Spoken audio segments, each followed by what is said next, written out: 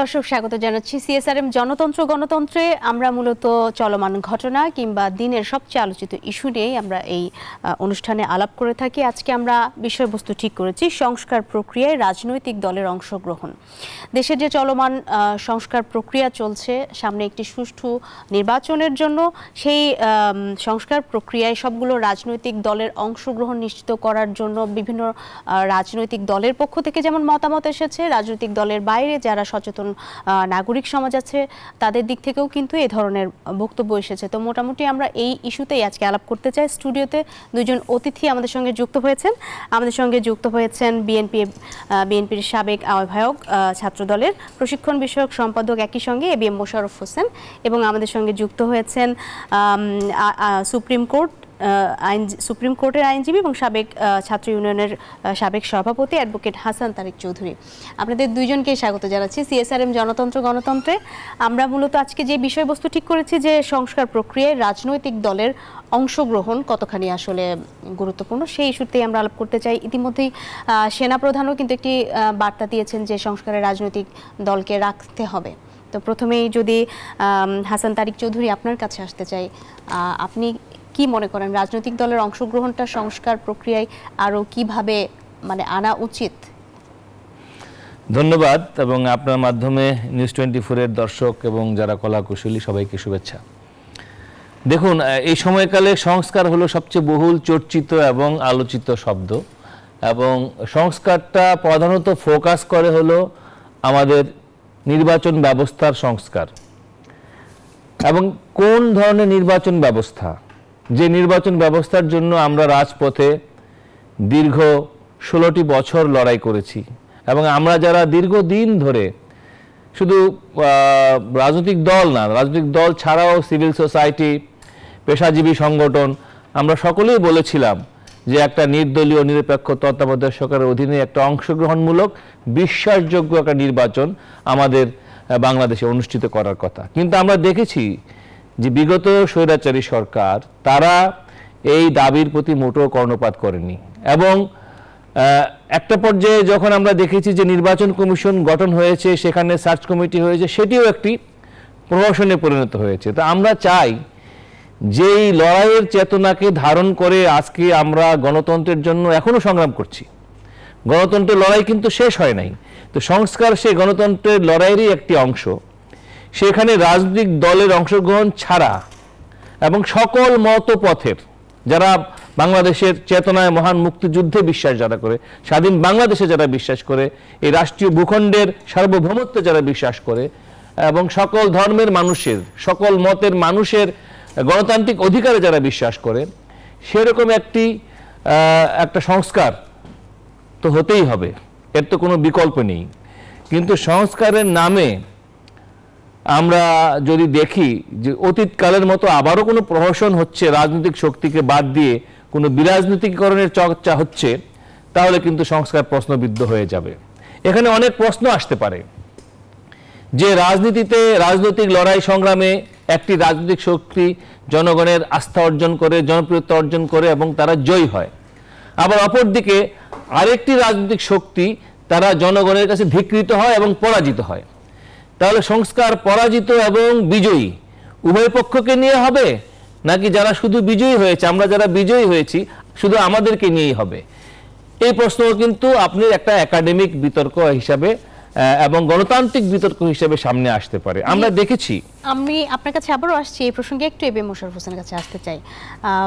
বিএনপির মহাসচিব কিছুদিন আগে সাংবাদিকদের সঙ্গে একটা মত বিনিময় করছিলেন, একটা আলাপের মতো। সেখানেও বিভিন্ন প্রশ্নের উত্তরে এরকম উঠে এসেছে যে যথেষ্ট পরিমাণ রাজনৈতিক দলের সঙ্গে বসা হচ্ছে না, বা সংলাপ আরও দরকার, বিশেষ করে রাজনৈতিক দলকে বাদ রেখে আসলে সংস্কারটি সম্ভব নয়। সেক্ষেত্রে আমরা কিন্তু আবার একই সঙ্গে সবগুলো রাজনৈতিক দলকে আনুষ্ঠানিকভাবে প্রধান উপদেষ্টার কার্যালয়ে দুবার করে যেতেও দেখেছি। সেক্ষেত্রে কি মনে হয় এখানে আসলে গ্যাপটা কোথায়? ধন্যবাদ আপনাকে, ধন্যবাদ আমার সহ-আলোচক এবং নিউজ 24 এর দর্শক যারা আমাদেরকে দেখছেন, সবাইকে আমি শুভেচ্ছা জানাচ্ছি। আসলে সংস্কারটা কি? সংস্কার তো রাজনৈতিক দলের জন্য, জনগণের জন্য, আমাদের নাগরিকদের জন্য। নির্বাচন কমিশন থেকে শুরু না, আমি বলে যাই তো। সুতরাং আজকে বাংলাদেশে যে সংকটটা তৈরি হয়েছে, আপনি দেখেন আমাদের নির্বাচন ব্যবস্থা একটা চরম অনাস্থার মধ্যে পড়েছে। আমাদের প্রশাসন নগ্ন দলীয়করণ, আমাদের বিচার বিভাগের প্রতি মানুষের যে আস্থা সেটা নাই, আমাদের এন্টি কারাপশন সরকারের দলীয় লোকদেরকে সার্টিফিকেট দেওয়ার একটা প্রতিষ্ঠানে পরিণত হয়েছে। তা সামগ্রিকভাবে আমাদের সাংবিধানিক যে প্রতিষ্ঠানগুলি, এই প্রতিষ্ঠানগুলিকে মোটামুটি ধ্বংস করে দেওয়া হয়েছে। সুতরাং একটা গণতান্ত্রিক ব্যবস্থার মূল কম্পোনেন্ট হলো আপনার এই ইনস্টিটিউশনগুলোকে আপনি বাঁচিয়ে রাখা। আর এই ইনস্টিটিউশনগুলোর সাথে জড়িত কারা? আজকে আমাদের বাংলাদেশের জনগণ। কিন্তু আপনি সেখানে দেখবেন এই যে সংস্কার, আমরা যে কথাটি বলা হচ্ছে, আপনি আমাদের মহাসচিব জনাব মির্জা ফখরুল ইসলাম আলমগীর কথা বলেছেন যে এই সংস্কার করতে হলে স্টক হোল্ডার কারা, এটা আপনি স্টক হোল্ডার নির্বাচনের কারা? আমাদের রাজনৈতিক দল, আমার জনগণ, আর এর সাথে সাথে আমাদের সামাজিক কিছু শক্তি আছে। আপনার সুশীল সমাজ বলেন, আমাদের গণমাধ্যম বলেন, আমাদের যারা অবসরপ্রাপ্ত লোক আছে যারা সমাজে কন্ট্রিবিউট করে এরা বলেন। তো এদেরকে যদি আপনি আস্থায় না নিতে পারেন তাহলে এই সংস্কার কার জন্য? যার জন্য আমাদের মহাসচিব বলেছে অবশ্যই আপনাকে এই রাজনৈতিক দলের আস্থা অর্জন করতে হবে। পাশাপাশি আপনাকে সর্বশেষ কিন্তু একটা জায়গায় আমাদের যেতে হবে। আপনি সংস্কার করেন আর যাই করেন না কেন, এই ইন্টেরিয়াম গভর্নমেন্ট কিন্তু একটা বিশেষ হাইকোর্টের সিদ্ধান্তের কারণে এটা গঠিত হয়েছে। এইটা বৈধতার জন্য পরবর্তী জনগণের ভোটে যে নির্বাচিত সংসদ হবে তাদের কাছ থেকে বৈধতা নিতে হবে। সুতরাং আপনি রাজনৈতিক দল যদি আপনার এই রিফর্ম বলেন অথবা যে কার্যক্রম বলে এগুলিকে যদি তারা স্বীকার না করে তাহলে পরবর্তী সময় আপনার এই যে আস্থার সংকট, আপনার বৈধতার সংকট যে তৈরি, কোনোভাবে মনে হচ্ছে যে তারা স্বীকার করছে না? না, আমি বলছি এইটা এর জন্য আমরা বারবার বলেছি যে আপনাকে ডায়লগটাকে খুব বেশি করতে হবে। আমরা দেখলাম এই যে 1.5 মাসে শুধু যেটা আমরা রাজনৈতিক দলের বক্তব্যের কাছ থেকে শুনতে পাই যে শুধু একটি মিটিং ডাকা হয়েছে 15ই আগস্টের ছুটি, থাকবে কি থাকবে না, যাও কোনো মৌলিক কোনো ডিসিশনের ব্যাপার না। কিন্তু আপনার আমার সংস্কারটা কিভাবে হবে, রাজনীতির দলগুলোর ভাবনাটা কি, আপনার জনগণ বা কি প্রত্যাশা করে, এই সবগুলির মধ্যে যদি আপনি একটি সমন্বয় না করেন তাহলে এটা টেকসই হবে না। আপনি আমার এই যে ইন্টেরিয়াম গভর্নমেন্টের একটা চিন্তা ভাবনা থাকতে পারে, সেটা রাজনৈতিক দলগুলি তো অনুমোদন নাও করতে পারে। সুতরাং রাজনৈতিক দলগুলির বক্তব্য কি আপনাকে সেটা তো আগে জানা দরকার। তারপর আমার মনে হয় যে এই সংস্কারের যে পদক্ষেপগুলি, বিগত যে সংলাপ সেখানে কি মানে সংস্কারের কোনো আলোচনা, যতটুকু আমি রাজনৈতিক দলের নেতাদের বক্তব্য শুনলাম যে তাদেরকে সংস্কারের ব্যাপারে কোনো ধারণা দেওয়া হয়নি। এই সূত্র ধরে আবারও একটু অ্যাডভোকেট হাসান তারিক চৌধুরী আপনার কাছে আসতে চাই। সাইফুল হক যিনি ওয়ার্কার্স পার্টির যিনি সাধারণ সম্পাদক, তিনি বলেছেন যে আজকে যে প্রধান উপদেষ্টা দেশে ফিরে এসে প্রথম কাজ হবে তার সরকারের পুরো রোড ম্যাপটা দেশ এবং জাতির সামনে তুলে ধরা, এবং একটা যুগপৎ আন্দোলনে বিএনপির সঙ্গে গণতন্ত্র মঞ্চে তিনি আছেন এবং বড় একজন, তিনি এই আন্দোলনের নেতৃত্ব দানকারী একজন নেতা। তো সেই সঙ্গে উনি যেটি বলছিলেন যে সংস্কার নিয়ে আসলে কোনো আলাপ হয়নি এখনো পর্যন্ত। তো সেক্ষেত্রে কি মনে হয় প্রধান উপদেষ্টা দেশে ফিরে আসার পরেই এটি প্রথম কাজ হওয়া উচিত কিনা, যেটি বলেছেন সাইফুল হক? দেখেন, আসলে আপনি খুব সঠিক জায়গাটাতেই প্রশ্নটি করেছেন, এই জন্য আপনাকে বিশেষভাবে ধন্যবাদ। আসলে সংস্কারের জন্য তো আমরা জানি যে বেশ কয়েকটি কমিশন গঠিত হয়েছে, বিভিন্ন ধরনের সংস্কার, আমাদের বিচার ব্যবস্থা সংস্কার, জনপ্রশাসন সংস্কার, অর্থনৈতিক খাত, ব্যাংকিং খাতে যে লুটপাট হয়েছে এবং যে ঋণের টাকা যেভাবে যথেচ্ছ ব্যবহার হয়েছে সেখানে সংস্কার, এবং সাধারণ মানুষের উপরে সুদের বোঝা, ঋণের বোঝা বাড়িয়ে দেওয়া হয়েছে, আর কোটি কোটি টাকা লুটপাটকারীদেরকে ছাড় দেওয়া হয়েছে। তো ওই ধারা থেকে বেরিয়ে আসার জন্য সংস্কার। তো একই রকমভাবে সকল সংস্কার কিন্তু একই রকম গুরুত্ব বহন করে না। গোটা ব্যাপারটা যেহেতু রাজনৈতিক এবং নির্বাচন যেহেতু রাজনৈতিক পরিবর্তনের সাথে সম্পর্কিত, সুতরাং খুব স্বাভাবিকভাবেই অগ্রাধিকার পাবে হলো নির্বাচন ব্যবস্থার সংস্কার। কেমন নির্বাচন সেটি অভূতপূর্ব নতুন কোনো কথা নয়। আমরা যারা রাজপথে ছিলাম, আমরা দীর্ঘদিন ধরে আমরা দাবি জানিয়েছি একটি অবাধ, নিরপেক্ষ, বিশ্বাসযোগ্য, অংশগ্রহণমূলক একটা নির্বাচনের জন্য প্রয়োজনীয় যে সংস্কার, সেটি কিন্তু এমন কোনো আটলান্টিক মহাসাগর নয়। আমার এখানে আমার সহযোদ্ধা, আমরা একসাথে স্বৈরাচার বিরুদ্ধে আন্দোলন করেছি, মোশাররফ ভাই আছেন, ওনারা জানেন কি বলেছি আমরা সে সময়। আমরা বলেছি যে আপনি নির্বাচনের নির্বাহী বিভাগের যে কর্তৃত্ব সেটা বরাবরই বহাল থেকেছে, ফলে নির্বাচন সুষ্ঠু হয়নি। ব্যালট ডাকাতি থেকে শুরু করে ভোটের ফলাফল ম্যানুভারিং করা, আপনার ইভিএম এর নামে নানান কাহিনী আমরা জানি। একই রকম ভাবে আমরা বলেছি যে কালো টাকার ব্যবহার, পেশি শক্তির ব্যবহার এবং রাজনীতিতে ধর্মীয় সুশ্রুতি দেওয়া, সাম্প্রদায়িকতার ব্যবহার, এই জায়গাগুলোকে যদি আপনি ব্লক করতে পারেন তাহলেই তো আমরা যে নির্বাচন চাই সে ধরনের একটি নির্বাচন হয়। এবং একই সঙ্গে আমি আরেকটা জিনিস বলবো যে শুধু এটা করলেই হবে না, যেটা আমরা আগে থেকেই বলে আসছি, রাজনীতিতে হঠাৎ করে হাইব্রিড নমিনেশন পাওয়াদের উদয় যাতে না ঘটে। ওনাদের মতো যারা জেল খেটেছেন আর আরেকজন সদ্য অবসর নিয়েছে, কোটি টাকার মালিক এসে নমিনেশন টিকিটটা দল থেকে নিয়ে নিল, দলের মন্ত্রী এমপি হয়ে গেল, এই ধারারও যে সংস্কার, দল সংস্কার, সেটাও কিন্তু এই নির্বাচন সংস্কারের সাথে জড়িত। আপনি দলগুলোর অভ্যন্তরীণ সংস্কারের কথাও It is a part of the election reform. এই প্রসঙ্গে একটু এবি মোশাররফ হোসেন আপনার কাছে আসতে চাই। দলের অভ্যন্তরীণ সংস্কারের প্রসঙ্গ এসেছে, সেটি নিয়ে আমরা অবশ্যই আলাপ করব। তার আগে একটি প্রশ্ন আগের প্রসঙ্গে, সেটি হচ্ছে নির্বাচন নিয়ে সংলাপের আগে তাহলে কি সংস্কার নিয়ে সংলাপটি বেশি জরুরি কিনা? না, আমি একটা কথা বলি যে আপনার এখানে আমরা দেখেছি যে 6টা কমিশন গঠন করা হয়েছে।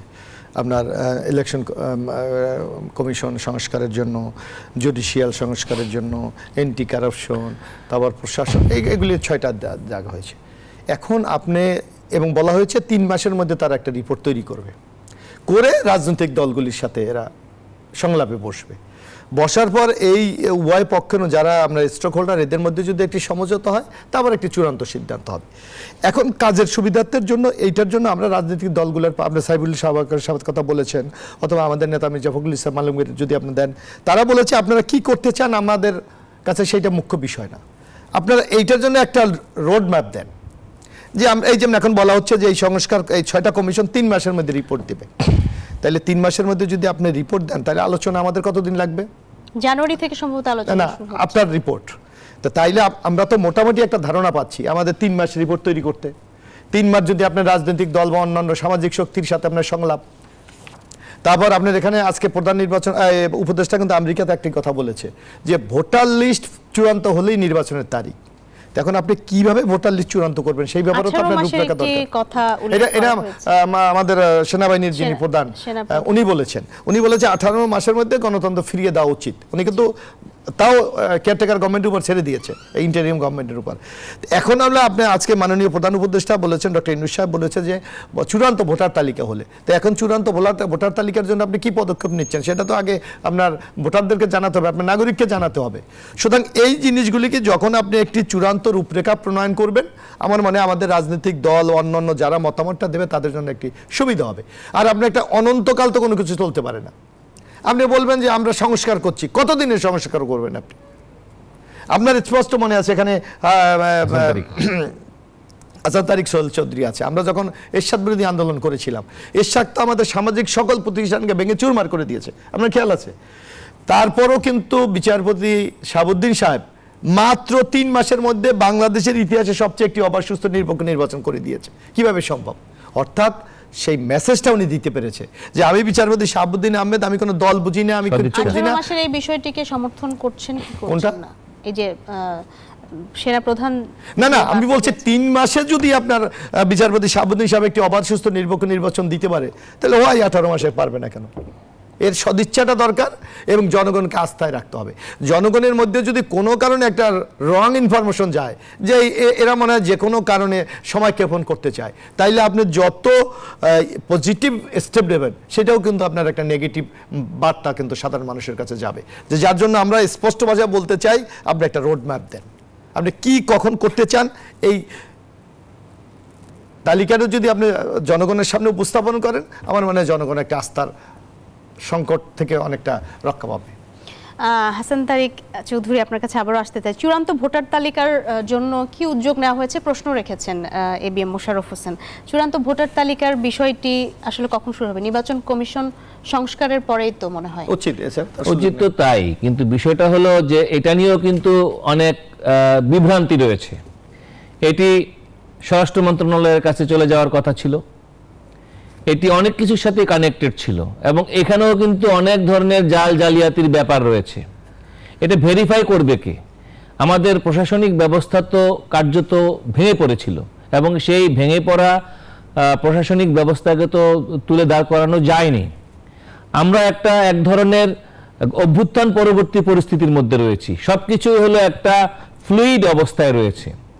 এই অবস্থায় আমাদের প্রায়োরিটিস ঠিক করতে হবে এবং এটা পলিটিক্যাল গভর্নমেন্ট ছাড়া এটা সম্ভব না। একটা সুশীল সমাজদের এক ধরনের দায়িত্ব, রাজনৈতিক দলের আরেক ধরনের দায়িত্ব।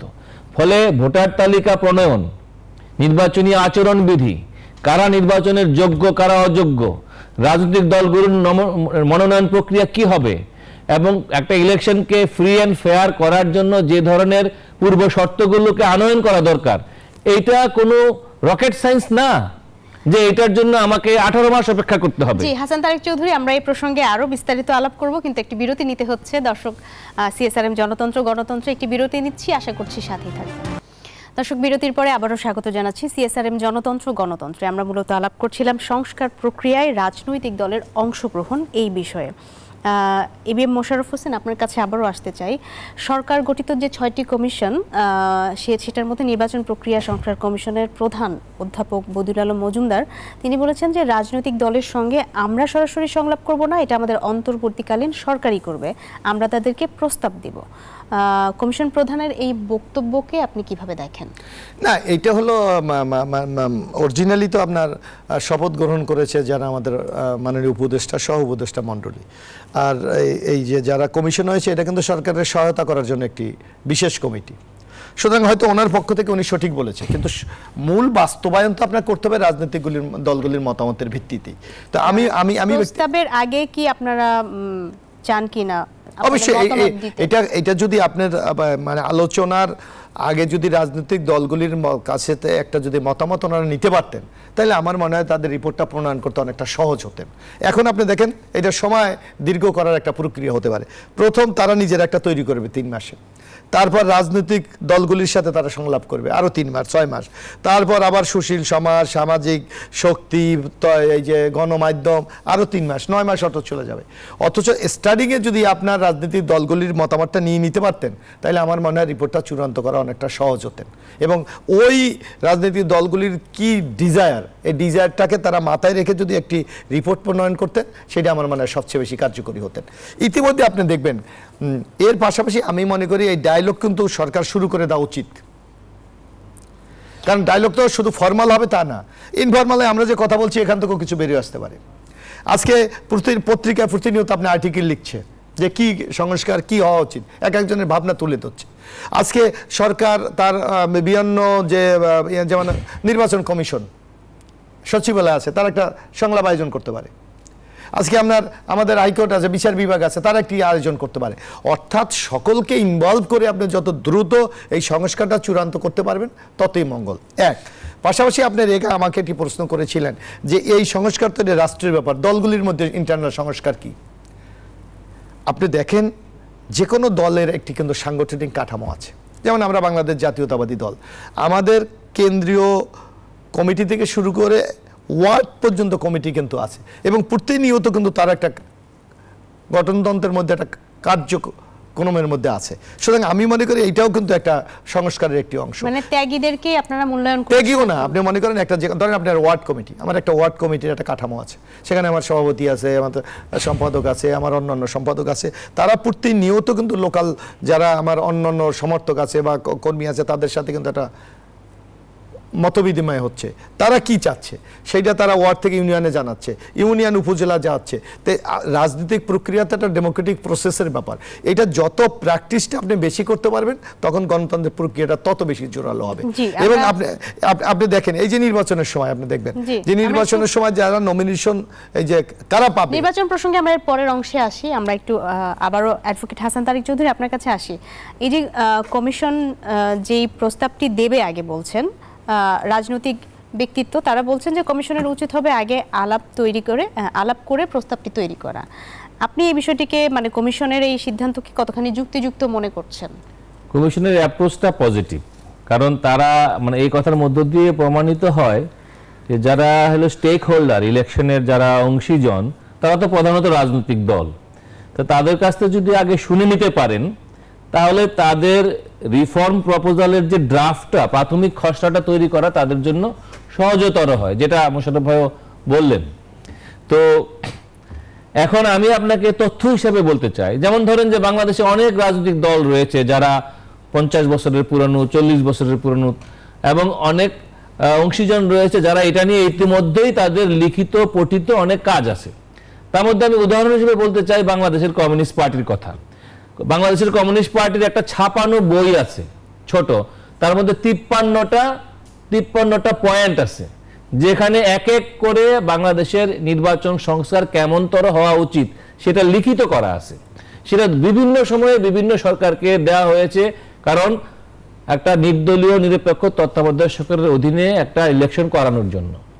ফলে এটা কিন্তু রেডিমেড। আমি এই জন্যই বলেছি যে ইলেকশন রিফর্মটা কোনো রকেট সায়েন্স না, যেটার জন্য আমাকে 18 মাস সময় নিতে হবে। এটা অ্যাজ আর্লি এজ পসিবল এটা করা সম্ভব যদি সেই সদিচ্ছা থাকে, যেটা মোশাররফ ভাই রেফারেন্স হিসাবে জাস্টিস শাহাবুদ্দিন সরকারের কথাটা বলেছেন। এবং শাহাবুদ্দিন সরকারের সে সময় 3 জোটের একটা টাস্ক ফোর্স রিপোর্ট হয়েছিল, এটা অনেকেরই মনে থাকার কথা, রূপরেখা যেটা। এবং 3 জোটের তখনকার প্রেক্ষাপট, তখনকার যে প্রাতিষ্ঠানিক কাঠামোগুলো ছিল, মানে যেটি আমরা বলি যে রাষ্ট্রীয় প্রতিষ্ঠানগুলো যেভাবে দলীয়করণ হয়েছে, নির্বাচন কমিশন, দুদক, বিচার বিভাগ, সেই প্রেক্ষাপট কি এখন আছে? সেক্ষেত্রে মাত্রাগত তারতম্য রয়েছে, কিন্তু বেসিক ক্যারেক্টারটা এক। কারণ সামরিক স্বৈরাচার এরশাদ ওই একই রকম ভাবে রাতের বেলা ভোটের ফলাফল পাল্টে দিত, একই রকম ভাবে ভোট ডাকাতি করেছে, একতরফা প্রশাসনের নির্বাচন করেছে। সেই জিনিসই 21শ শতাব্দীর প্রযুক্তি কাজে লাগিয়ে বিগত স্বৈরাচার করেছে। তো সুতরাং হয়তো তার ফর্ম পাল্টেছে, কিন্তু তার যে মূলগত যে বৈশিষ্ট্য, মানুষের গণতন্ত্র হরণ করা, মানুষের বাক স্বাধীনতা হরণ করা, সেটি কিন্তু পাল্টায়নি। ফলে আজকে যদি এই নির্বাচন সংস্কার কমিশন চায় এই একই চরিত্র যেন মানে রাজনৈতিক সংস্কৃতি বা রাষ্ট্রের যে চর্চা সেটি যেন আবার ফিরে না আসে, সেই কথাটি কিন্তু আমরা 5 আগস্টের পরে অনেকবার শুনেছি, রাজনীতিবিদদের মুখ থেকে শুনেছি, আন্দোলনকারীদের মুখ থেকে শুনেছি, সাধারণ জনগণের প্রত্যাশার জায়গা থেকে আমরা শুনেছি। তো সেক্ষেত্রে একটা ডিপ সংস্কারের আহ্বান বা প্রত্যাশা সবার ছিল, সেটি আসলে মানে কতখানি কম সময়ের মধ্যে করা যায়? না দেখেন, এটা আমার বিজ্ঞ সমালোচক ইতিমধ্যেই বলেছেন, রাতারাতি অনেক কিছু হতে করা সম্ভব হবে না। এটা একটা চলমান প্রক্রিয়া। আমাদের দেশের প্রকৃত গণতন্ত্র আনা, গণতান্ত্রিক প্রতিষ্ঠানগুলোকে আবার সুস্থ জায়গায় ফিরিয়ে নিয়ে আসা, যে কারণে আমাদের মহান মুক্তিযুদ্ধ হয়েছিল। মুক্তিযুদ্ধও তো নষ্ট করে ফেলা হয়েছে, মুক্তিযুদ্ধের মূল চেতনাকেও বিগত সরকার নষ্ট করে দিয়েছে। তো সুতরাং আমার কাছে যেটা মনে হয় যে আমাদের গণতন্ত্র পুনরুদ্ধারের কাজটা, রাষ্ট্র সংস্কারের কাজটা এবং জনজীবনে আস্থা ফিরিয়ে আনার যে কাজটা, এটা রাতারাতি সম্ভব নয়, কিন্তু আপনি শুরুটা তো করতে পারেন। একটা যদি সুন্দর শুভ সূচনা হয়, তাহলে কিন্তু কি হবে, মানুষের আস্থাটা ফিরে আসবে। গণতান্ত্রিক পথেই আসলে সেটার মুক্তি কিংবা নির্বাচন কমিশন গঠন করে একটি সুষ্ঠু নির্বাচন, সেই জায়গাটা ফিরে আসা সম্ভব, পথে যাত্রায় সম্ভব। আমরা একটু আবারও বিরতিতে যেতে হচ্ছে আমাদেরকে। বিরতির পরে এসে আবার আমরা এই প্রসঙ্গে আরো বিস্তারিত আলাপ করব। দর্শক, সিএসআরএম জনতন্ত্র গণতন্ত্রে আবারও একটি বিরতি নিচ্ছি, আশা করছি সাথেই থাকবেন। দর্শক, আবারও স্বাগত জানাচ্ছি সিএসআরএম জনতন্ত্র গণতন্ত্রে। আমরা আলোচনার প্রায় শেষ পর্যায়ে পৌঁছে গেছি। সংস্কার প্রক্রিয়ায় রাজনৈতিক দলের অংশগ্রহণ ইস্যুতে আমরা আলাপ করছি। প্রথমেই আবারও যেতে চাই অ্যাডভোকেট হাসান তারিক চৌধুরী আপনার কাছে। যদি আমি বলি যে সংস্কার প্রক্রিয়াকে আরো শক্তিশালী করার জন্য আপনার কোনো পরামর্শ আছে কিনা? আমি ইতিমধ্যেই বলেছি যে সংস্কার প্রক্রিয়ার সবচেয়ে ফান্ডামেন্টাল এলিমেন্ট হলো পলিটিক্যাল পার্টিগুলো, এবং এর সঙ্গে সহায়ক শক্তি হিসাবে আমাদের দেশে এই নির্বাচন সংস্কার নিয়ে যারা একাডেমিক্যালি যারা কাজ করেছেন, বিভিন্ন বিশ্ববিদ্যালয়ের অনেক নাম করা বাংলাদেশি অধ্যাপক রয়েছেন, যারা ওয়েস্টমিনস্টার স্টাইল ডেমোক্রেসির পদ্ধতি নিয়ে, ইলেকশন রিফর্ম নিয়ে অনেক গবেষণা, পিএইচডি থিসিস তারা করেছেন, এবং তারা আমাদের দেশের অ্যাসেট, সম্পদ। সেই সমস্ত অধ্যাপক মহোদয়কে আমাদের কাজে লাগাতে হবে। তাদের যে রিসার্চ, সেই রিসার্চ রেডি আছে অনেকের কাছে। আমাদের দেশের অনেক নাগরিক সমাজের অনেক কাজ আছে, আমাদের দেশে বিভিন্ন সামাজিক সংস্থা এই নিয়ে কাজ করেছে, সেগুলোকে সংগ্রহ করতে হবে। পলিটিক্যাল পার্টির অনেকেরই রেডি করা আছে, আমি বলেছি ইতিমধ্যে। এই সব কিছু, এবং যিনি এখন নির্বাচন সংস্কার কমিশনের প্রধান, তিনি তো তার যে এনজিও, অনেকে ঠাট্টা করে বর্তমান সরকারকে এনজিওগ্রাম বলে, হ্যাঁ, এনজিওগ্রাম সরকার, তাদের হাতেও কিন্তু অনেক কিছু রয়েছে। তারা যদি তাদের নিজেদের রিফর্ম প্রপোজালগুলো, যেটা নিয়ে তারা ডোনার এজেন্সির পয়সা খেয়েছে এতদিন, সেটাকেও যদি তারা কাজে লাগায়, সেখানেও কিন্তু অনেক সহায়ক উপাদান তারা খুঁজে পাবে। ফলে এটা খোঁজার জন্য হিমালয় পর্বতে যেতে হবে না, বাংলার এই মাটিতেই এই সমস্ত রিফর্ম প্রপোজালের এলিমেন্ট রয়েছে। কিন্তু কথা হলো, আপনি পুরা থিসিস পেপারটা তৈরি করে পরে তারপরে যাবেন, এটা অনেক দীর্ঘমেয়াদী ব্যাপার হয়ে যাবে। দেশের মানুষ দ্রুতই একটা নির্বাচিত সরকারকে দেখার, একটা রাজনৈতিক সরকারকে দেখার অপেক্ষায় রয়েছে। এবং সেটি যদি আমরা না করি, আমরা যে পরিস্থিতি দেখতে পাচ্ছি, পাহাড়ে উত্তপ্ত অবস্থা, বিভিন্ন জায়গায় law and order situation, mob justice, এই সমস্ত চলতে থাকলে আস্তে আস্তে হবে কি যে এই গণতন্ত্রের যে বিজয়টা সেটা একটা প্রশ্নবিদ্ধ হয়ে যাবে এবং একটা বিপদাপন্ন হয়ে পড়বে। ফলে আমরা যে নির্বাচন কমিশন সংস্কারের যে কথাটি বলছি, সেটি মৌলিক কাজগুলো সেটি করে আমাদের দ্রুত একটা নির্বাচন ব্যবস্থার মধ্যে যেতে হবে এবং সংস্কারটা চলমান থাকবে। এবং আমি বিশ্বাস করি যে রাজনৈতিক দলগুলো এই বিগত সরকারের পতন থেকে শিক্ষা নেবে। জি, আমরা একটু A B M Mosharraf Hossain আপনার কাছে আসতে চাই। যেটি বলছিলেন হাসান তারিক ভাই যে গণবিপ্লবের বা যে গণঅভ্যুত্থান সেখানে যে বিজয় হয়েছে সেটি আসলে বিপদাপন্ন হতে পারে যদি রাজনৈতিক সরকারের দিকে যাওয়ার পথটা যদি আরো দীর্ঘায়িত হয়। তো সেক্ষেত্রে আপনি যদি উনি আরো বলেছেন, উল্লেখ করেছেন যে একাডেমিক্যালি রেডি আছে অনেক কিছু। না, এটা তো আসলে বাংলাদেশের নির্বাচন কমিশনে আওয়ামী লীগের আমলে যখন একটা ব্যাপক এটা ব্যর্থ সংস্থায় পরিণত হয়েছে, তখন কিন্তু নানাজন নানা থিওরি দিয়েছে যে এইভাবে করা যায়। আপনি অন্য বাদ দেন যে আমাদের দেশের সবচেয়ে বড় একটা বিতর্ক যে কিভাবে নির্বাচন কমিশন নির্বাচিত হবে। একটা সার্চ কমিটি করেছে, মানে এটা সার্চ কমিটি মানে একটা জনগণকে ধোঁকা দেওয়ার একটা ফার্স্ট কমিটি হয়েছে। আপনি দেখেন, আমরা যদি ভারতের দিকে তাকাই, যেটা একটা গণতান্ত্রিক রাষ্ট্র হিসেবে চিন্তা করে, সোহেল ভাই নিশ্চয়ই স্মরণ থাকার কথা, সেখানে কিন্তু একেবারে সহজ একটা সিস্টেম আছে যে নির্বাচন কমিশন নিয়োগ হবে, যিনি প্রধানমন্ত্রী থাকবেন উনি ওই বোর্ডে থাকবেন, ওই সংসদের বিরোধী দলীয় নেতা থাকবেন এবং সুপ্রিম কোর্টের চিফ জাস্টিস থাকবেন। এই তিনজনের যৌথ মতামতের ভিত্তিতে কে নির্বাচন কমিশন নিযুক্ত হবে সেটা নির্ধারিত হয়। একটা থিওরি তো আমরা পেলাম, এর সাথে আপনি কি আরো সংযুক্ত করতে পারেন অথবা বিয়োজন করতে পারেন, আপনি সেই পদ্ধতিতে এগোতে পারেন। এক, দ্বিতীয়ত আপনি যে কথা বললেন যে আমাদের সবার আশঙ্কা যদি সরকার যদি দীর্ঘমেয়াদী হয় তার জনপ্রিয়তা নিয়ে প্রশ্নবিদ্ধ হওয়ার সম্ভাবনা আছে। আপনি অন্য কিছু দরকার না, আমি দ্রুত করতে পারি। আপনি রাজনৈতিক দলগুলির কাছে রিটার্ন আপনার সাজেশন চাইতে পারেন যে আমি নির্বাচন কমিশন নিয়োগ করতে চাই, আপনাদের হোয়াট ইজ দ্য রোল, বা আপনারা কি ভাবনা আপনাদের।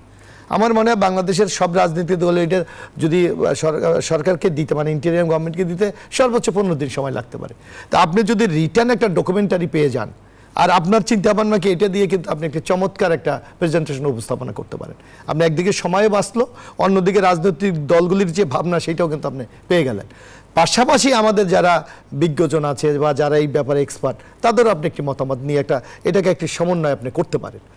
এইটা না করে যদি আমরা শুধু এই কমিটি খেলা করি, তাহলে এটা দীর্ঘমেয়াদী চলে যাও। অলরেডি আপনি এখনই দেখেন যে কেউ বলতে শুরু করেছে আগেই তো আমরা ভালো ছিলাম। এইটা নিয়ে আপনার সোশ্যাল মিডিয়ায় কিন্তু বিরাট বিতর্ক যে আমরা আমাদের দেশ থেকে টাকা পাচার হয়ে গেছে, তাই ওই সময় আমরা ভালো ছিলাম না এখন এটা আমরা রোধ করছি, আমরা এখন ভালো ছিলাম। আমাদের দেশে গণতন্ত্র ছিল না, ওই সময় আমরা ভালো ছিলাম না এখন গণতন্ত্রের পথে এগিয়ে যাচ্ছে। এগুলো মূলত আসলে কারা বলছে? আমি যদি এখন সমাজে আপনি হাসান তারিক চৌধুরী আপনার কাছে আসে না, আমি একটু যোগ করে দিই। এখানে আপনি দেখেন, আপনি কি মনে করেন যে এই স্বৈরাচারী হাসিনা সরকারটা ছিল, এরা কি রাতারাতি বাংলাদেশ থেকে পালিয়ে গেছে? এখনো প্রশাসনে তাদের সেটআপ আছে, এখনো রাজনৈতিক দলে বিরাট একটা তাদের সমর্থন আছে, এখনো তারা বাংলাদেশের অবৈধ অর্থের মূল মালিক হলো তারা। তো এই সকল শক্তি তো আজকে এই সরকারের বিরুদ্ধে কাজ করছে। সুতরাং আপনি একটা প্রোপাগান্ডা বলেন, গুজব বলেন, একটা জনমত তৈরি করার জন্য এই শক্তিগুলি যথেষ্ট। সুতরাং এদেরকে আপনি সুযোগ দেবেন না আপনি কাজ করে আপনার কাঙ্ক্ষিত লক্ষ্যে পৌঁছবেন, এইটা হলো মূল প্রশ্ন। জি, আমরা অনুষ্ঠানের প্রায় শেষ পর্যায়ে ছোট করে যদি আপনার কাছে আসতে চাই অ্যাডভোকেট হাসান তারিক চৌধুরী, এই যে এক বাক্যে যদি বলেন যে আগেই তো আমরা ভালো ছিলাম, এটি আসলে কাদের অবস্থান? এইটা আসলে কেন এই কথা যারা বলছে তারা এক অর্থে কিন্তু মানে ভুল বলছে না এই কারণে তারা তো একটা প্রত্যাশা জায়গা থেকে সরকারের ব্যবস্থার পতন ঘটিয়েছিল যে এই পরিবর্তনটা আমরা কেন এনেছি, অধিকতর ভালো থাকার জন্য। যখনই কেউ কাঁচা বাজারে গিয়ে দ্রব্যমূল্য আকাশ ছোঁয়া দেখে, ইলিশের বাজারে যখন আগুন দেখে, পেট্রোলের দামের জায়গায়, জিনিসপত্রের দামের জায়গায়, বেতন ভাতার জায়গায়, যেটা বললাম যে ব্যাংকে যেভাবে চড়া হারে গরিব মানুষের উপরে সুদ বাড়াচ্ছে, তো এই সাধারণ মধ্যবিত্তের উপরে সুদ বাড়াচ্ছে, এই সমস্ত জায়গায় যখন মানুষ পূর্বাবস্থার চেয়ে কোনো পরিবর্তন যখন দেখে না, পরিবর্তনকামী মানুষ যখন পরিবর্তনটা অর্থাৎ ইতিবাচক পরিবর্তনটা যখন ইতিমধ্যেই দেখে তো না, তখনই তারা এটা বলতে শুরু করে। অন্তর্বর্তীকালীন সরকার অর্থনৈতিক দিক থেকে অনেকগুলো ভালো উদ্যোগ বা অনেকগুলো সহযোগিতা আন্তর্জাতিক অঙ্গন থেকে পেয়েছে। সেটা কি ঋণের বোঝা বাড়ানো? ঋণের বোঝা বাড়ানো, সেই ঋণ কোন খাতে ব্যয়িত হচ্ছে? আমরা তো অতীতে দেখেছি যে হাজার কোটি টাকা ঋণ এসেছে আর জনগণের মাথা পিছু ঋণের বোঝা বেড়েছে। আপনি যদি একটা ছোট একটা ফ্ল্যাট কেনার জন্য সামান্য টাকা ঋণ নেন, সেই ঋণের সুদ বাড়তে থাকে না কমতে থাকে? ক্রমাগতভাবে বাড়তে থাকে কোনো জবাবদিহিতা ছাড়া।